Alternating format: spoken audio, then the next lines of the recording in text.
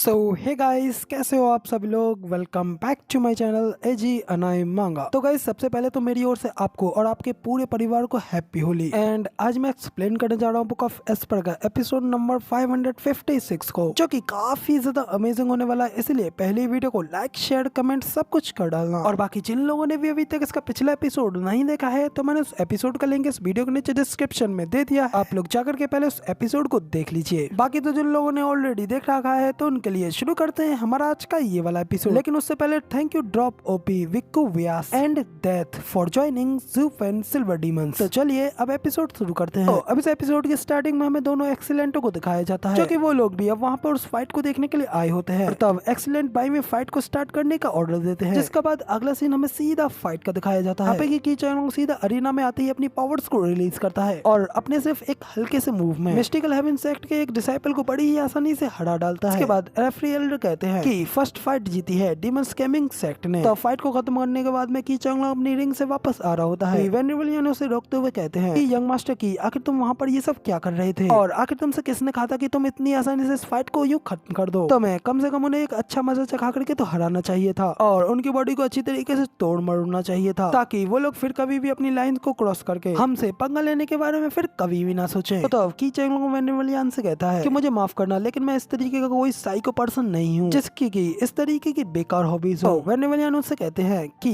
क्या बकवास कर रहे हो, तुम आखिर इस तरीके की बात कर रहे हो और अपने आप को तुम यहाँ पर डिमोनिक कल्टीवेटर कहते हो। फिर मुझे बताओ आखिर कहाँ गया तुम्हारा वो डिमोनिक कल्टीवेटर का पैशन, वो जुनून जो कि एक डिमोनिक कल्टीवेटर में होता है। उसी वक्त अभी हमें अरीना में बाइलियन को भी जाते हुए दिखाया जाता है कि अगली फाइट होती है, और इधर यूलिंग भी सिर्फ अपने एक ही झटके में अगले ओपोनेंट को बड़ी ही आसानी से हरा डालती है। तो यूलिंग को भी उन्हें प्यार से हराते हुए देख करके वेनिवलियन और भी ज्यादा शौक हो जाते हैं, जबकि आंसर अनाउंस करते हुए कहता है कि सेकंड फाइट भी डीमन स्कैमिंग सेक्ट ने जीती है। जिसके बाद बाइलियन भी वेनिवलियन के पास आते हुए कहती है कि मुझे माफ करना, मेरे पास भी और कुछ करने के लिए कुछ नहीं था। और तब उसके बाद अगली फाइट गुयू की होती है। जैसे कि अरीना की ओर जाते हुए देख करके तो वेनिवलियन खुश होते हुए कहते हैं कि गोस्ट टाइगर, मैं तुम्हारे बारे में अच्छी से जानता हूँ कि तुम कितने ज्यादा ब्रूटल हो, इसलिए मैं तुम्हारे ऊपर अब बैट लगाता हूँ। तो तुम जाओ और उन लोगों को दिखा दो कि आखिर असली डीमंस क्या होते हैं। अंदर गुयू भी वेनिवलियन की बात पर पानी फेरते हुए अपने अपोनेंट को अपने सिर्फ एक हल्के से पंच के साथ में ही हरा डालता है। तो रेफरी अनाउंस करता है कि अब अपोनेंट बेहोश हो चुका है, इसलिए इस फाइट को भी जीता है डीमन स्कैमिंग सेक्ट ने। बाद गुयू स्टेज पे उतरते हुए वेनिवलियन से कहता है कि अभी मुझे भूख नहीं लगी थी, इसलिए मुझे खाने की जरूरत नहीं पड़ी। तो गुयू की बात सुन वेनिवलियन गुस्सा होते हुए कहते हैं आखिर तुम भी अब ये किस तरीके की बकवास कर रहे हो, और आखिर किसी को मार डालना तुम्हारी भूख से कैसे रिलेटेड हो सकता है। इधर वेनिवलियन के पीछे से जूफन से हल्की से स्माइल कर रहा होता है। फिर जूफन अपने मन में कहता है कि अब इसे देख करके लगता है कि इसने एल्ड्रियान से काफी कुछ सीख लिया है, और अब ये अपने ऊपर काबू करना अच्छे से समझ चुका है। फिर इसके बाद अगले मैच को रेफरी अनाउंस करते हुए कहते हैं कि अगला यानी कि फोर्थ मैच होने वाला है मिस्टिकल हेवन सेक्ट की चू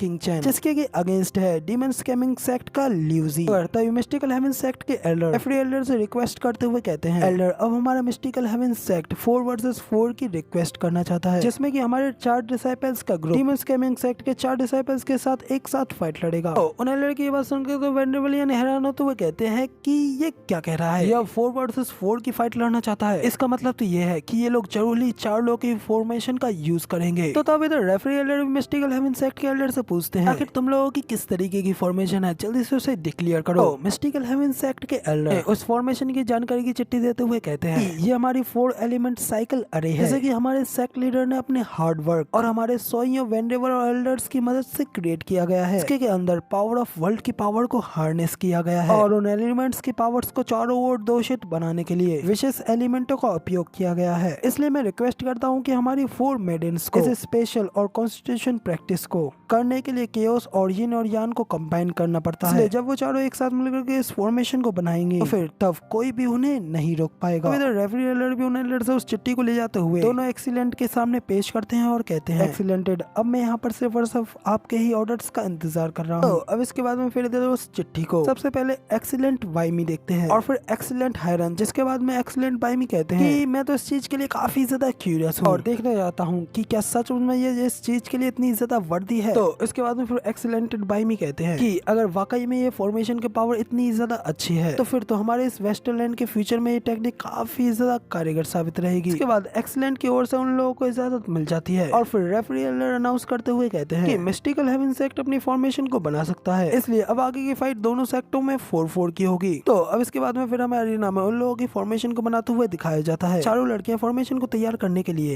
एक एक करके अपनी अपनी जगहों पे खड़े होकर के अपनी पावर्स को रिलीज करने लगती हैं। इसमें कि सबसे पीछे होती है ग्रीन और येलो हेयर वाली लड़कियां, के आगे होती हैं फेरी सुई रूहुआ और सबसे आगे होती है हमारी आपकी सबकी प्यारी सिस्टर चूचू यानी कि किंगचन। भाई अपनी कोल्ड यिन एनर्जी को रिलीज करते हुए क्या ही कमाल दिख रही होती है। अब उनकी फॉर्मेशन को देखने के बाद में तो एनिमलियन भी थोड़ा घबराते हुए अपने मन में कहते हैं कि आखिर ये मेरी किस तरीके की भूल है। मैंने कभी भी नहीं सोचा था कि ये लोग इस तरीके से अपनी फॉर्मेशन का यूज करेंगे और ये डबल ड्रैगन गैदरिंग हमेशा से ही किसी की पावर्स को बूस्ट करने की फॉर्मेशन का सपोर्ट करता हुआ आया है और हर वो फॉर्मेशन जो कि किसी की शक्ति को बढ़ा सकती है। और जब तक ये नई नई फॉर्मेशन जिन सेक्टरों से आती हैं तब तक एक्सीलेंटेड भी उनकी इन रिक्वेस्टों को एक्सेप्ट करते हैं, यहाँ तक कि उसकी सक्सेस के लिए उन लोगों ने सोलो बैटल को भी अनसर्टेन कर दिया। और अब उससे भी अधिक, अब अगर ये दूसरी टीम ये मैच जीत जाती है तो अब इस मैच के बाद में उन्हें 8 पॉइंट्स मिल जाएंगे। इसके बाद वो लोग ठीक हमारे बगल में हमारी बराबरी पढ़ा जाएंगे। तो अब मुझे समझ में आया कि ये बूढ़ा कमीना तब से ये सारी प्लानिंग को बना करके इस मूवमेंट के आने का इंतजार कर रहा था। तो अब इसके बाद में हमें स्टेज पर डीमन स्कैमिंग सेक्ट के लोगों को भी जाते हुए दिखाया जाता है, जिनमें कि उन सभी लोगों से पावरफुल होता है ल्यूजी। तो वेनेविलियन ल्यूजी से चिल्लाते हुए कहते हैं, ल्यूजी अब सब कुछ सिर्फ और सिर्फ तुम्हारे ही ऊपर है, इसलिए अब तुम्हें उन लोगों के ऊपर जरा सी भी मर्सी नहीं दिखानी है। तब इधर ये सुनकर के ल्यूजी भी हंसते हुए कहता है कि आपको चिंता करने की कोई जरूरत नहीं है। और रही बात अपने अपोनेंट के ऊपर आसान आने की, तो ये शब्द तो मेरी डिक्शनरी में है ही नहीं। तो अब इधर फेरिसोई भी ल्यूजी से कहते हैं कि लास्ट टाइम वो हमारी गलती थी और मैं आपकी नाराजगी को समझती हूँ, लेकिन आपने भी तो हमारे 2 फेलो डिसाइपल्स को मार डाला। तो ये सुन ल्यूजी भी हंसते हुए कहता है कि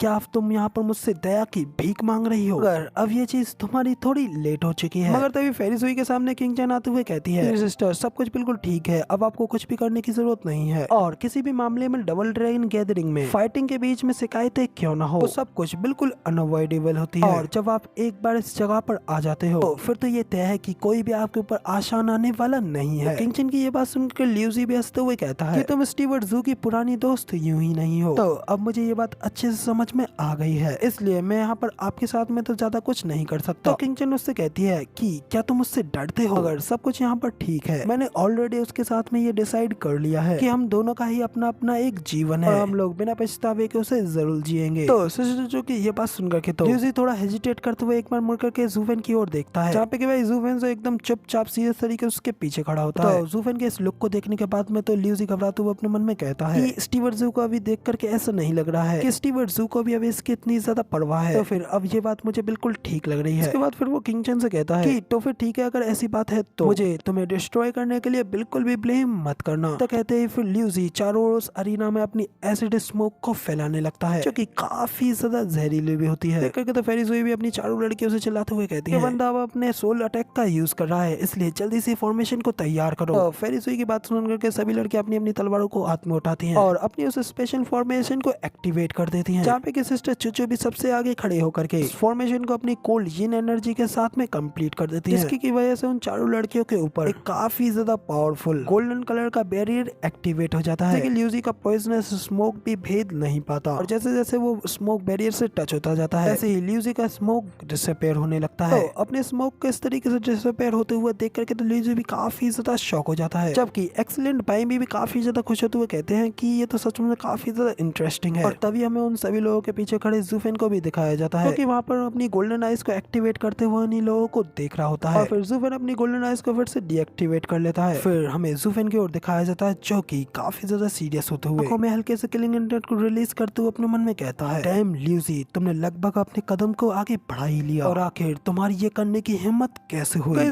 जूफेन के इतना कहने के साथ ही हमारा ये वाला एपिसोड यहाँ पे कंप्लीट हो जाता है। इसलिए अब लाइक और सब्सक्राइब करना बिल्कुल मत भूलना और कमेंट करके जरूर जाना।